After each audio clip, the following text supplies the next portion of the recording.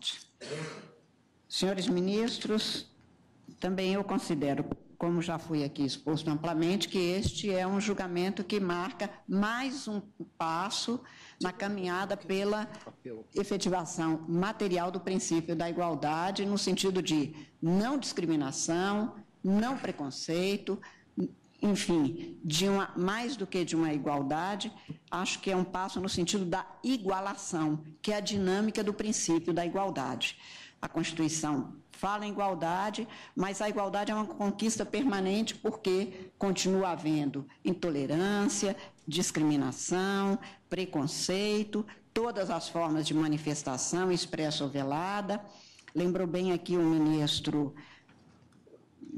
Celso de Mello, que há ainda uma invisibilidade sobre essa, como outras formas de discriminação, no caso, quanto aos transgêneros. E há algum tempo,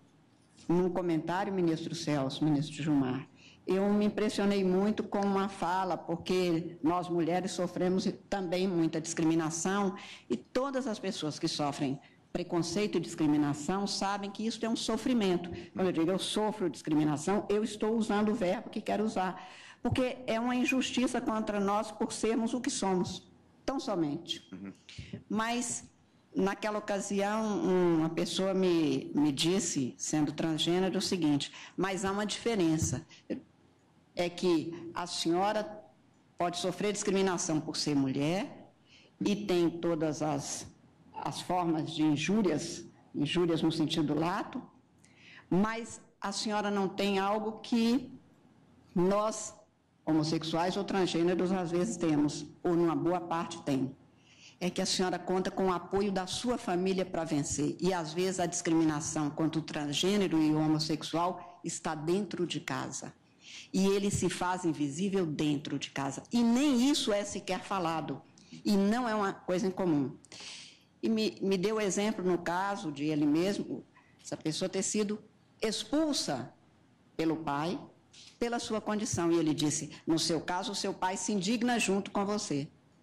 Então, há escalas de sofrimento diferentes na vida humana, e esta é uma que continua invisível, porque eu mesma só tomo conhecimento porque me irmano no sofrimento pelo preconceito, mas não vejo, às vezes, que há esta forma. O que me lembrou algo que é da barbárie mesmo. Havia pessoas que eram mortas por terem, em determinadas civilizações, e ainda, acredito que ainda haja, por nascerem com algumas deficiências físicas, e simplesmente eram não afastadas da família, mas literalmente, nós sabemos historicamente que eram mortas, que não, aspas, prestavam como ser humano. E, portanto, nós temos, neste caso, um avanço significativo para dizer, não apenas para a sociedade, no sentido do outro, mas de dentro de casa, o que isso representa em termos de o outro, o familiar, ser causa não de amparo, como no meu caso eu sempre tive,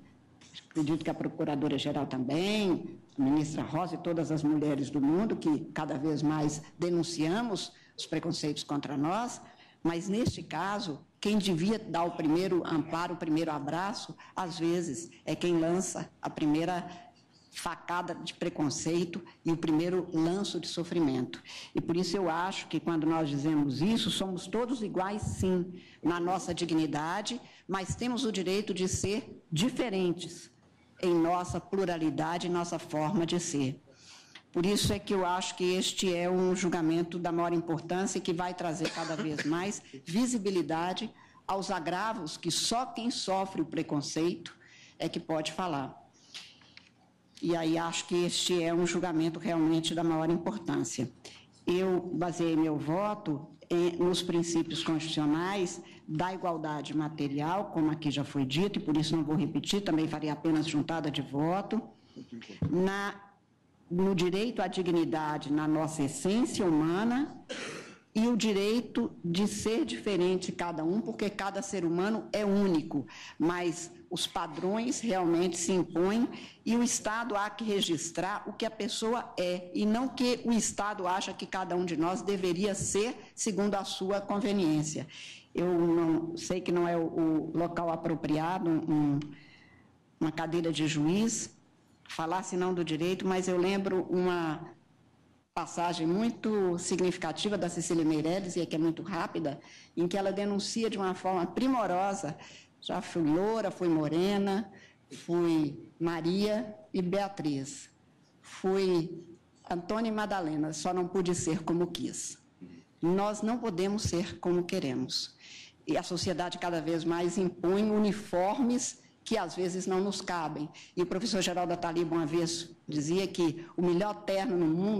do mundo não cabe necessariamente a todo mundo, porque é de outro tamanho, porque serve para outra situação, porque não há que ser aquele o único padrão de existência humana. Acho que o princípio da igualdade material há de realizar exatamente isso, e o que o Estado faz é oferecer um registro para a nossa identificação sociojurídica, como aqui já foi muitas vezes dito. Não se respeita a honra de alguém se não se respeita a imagem do que ele é. E não há coerência entre a essência e a aparência, e ter de viver segundo a aparência que o outro impõe é uma forma permanente de sofrimento.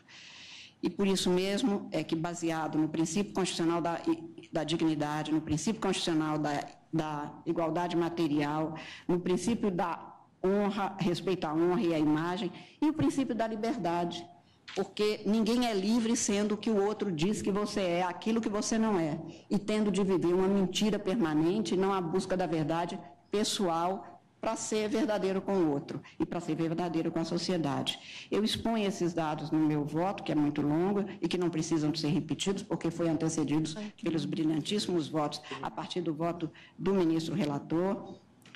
Adotei como fundamentos jurídicos o direito à dignidade, o direito à intimidade, o direito à vida privada, o direito à honra, o direito à imagem, tal como posto também nos documentos internacionais, especialmente o Pacto de São José da Costa Rica, que garante o direito ao nome em seu artigo 18, ao reconhecimento à personalidade, à liberdade pessoal,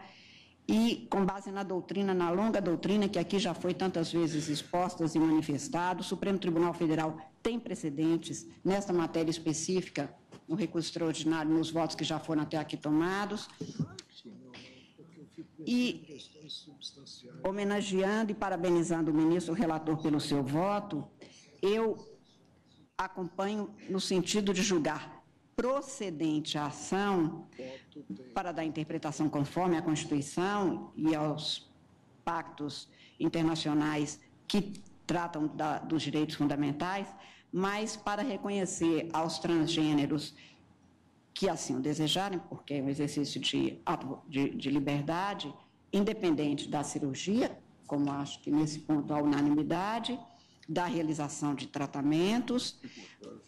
E no que vou pedir vênia ao ministro Marco Aurélio é quanto à necessidade de se ir a juízo buscando, ainda que na jurisdição voluntária,